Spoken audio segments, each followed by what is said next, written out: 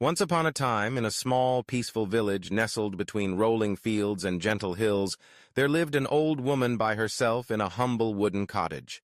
She was neither wealthy nor remarkable in appearance. Yet to everyone in the village, she was a figure of deep respect and genuine affection. People wondered what made her so cherished by all. Was it her generosity, her wisdom, or something else? Perhaps it was simply the way she was always cheerful, her warm smile never fading, and her willingness to listen and share in the joys and troubles of others. One bright morning, a young man from the village found himself drawn to her cottage, seeking answers to questions that troubled his own heart. He arrived, a little hesitant, and looked into the gentle eyes of the old woman, gathering his courage. "Grandmother," he asked softly, "why are you always so happy? Life isn't always kind. Have you never felt sadness?" The old woman gazed out the window for a moment, her eyes reflecting memories of years long past, before turning back to the young man with a gentle, understanding smile. "My dear child," she began, her voice warm and steady, "my life, like everyone's, has been a journey of ups and downs. There have been days filled with sunshine, and days drenched in tears." She paused, lost for a moment in reverie. Then she spoke again, her words tender yet tinged with sorrow. "When I was young, I had a small family, my husband and our precious child. We weren't wealthy, but our hearts were rich with happiness. Then one day my husband fell severely ill. Medicine was costly and our means were scarce. We tried everything, but despite our hopes and prayers, he passed away." For a while, silence filled the room. The old woman held her hands together, her eyes shining with the memory of loss. "That was the darkest day of my life. I thought I would never find happiness again. Grief felt endless, my heart heavy as a stone." She recalled holding her little child in her arms, both of them lost in their sorrow.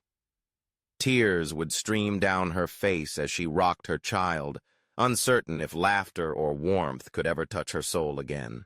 "But then one morning," she continued, "I realized that no amount of sorrow would bring him back. My child needed a strong mother, someone who could give love, not just sadness. And in that moment, I decided to try, just a little, to smile again. It wasn't easy," she admitted, "but slowly I learned to see life differently. I understood that pain, too, would pass, and that happiness, after all, is a choice." Her words lingered in the air, gentle and profound.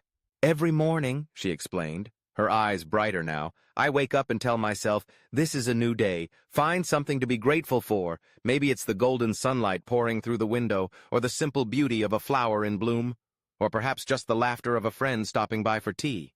Happiness doesn't mean everything is perfect. It means we choose, each day, to seek out the good, however small." The young man listened in silence, humbled by the wisdom before him.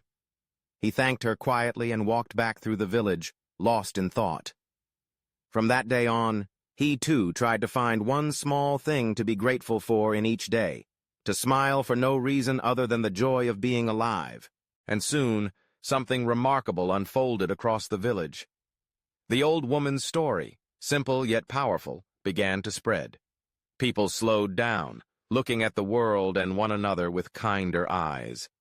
They discovered that happiness was not hidden in wealth or perfection, but in the way they chose to view life, even when it was difficult. Because happiness is a choice. And when we're brave enough to choose joy, life, no matter how hard, grows softer and more beautiful. If this story touched your heart, let's share it. And remember, happiness grows wherever love and gratitude are found. Join the Life Stories community, where kindness and inspiration find a home.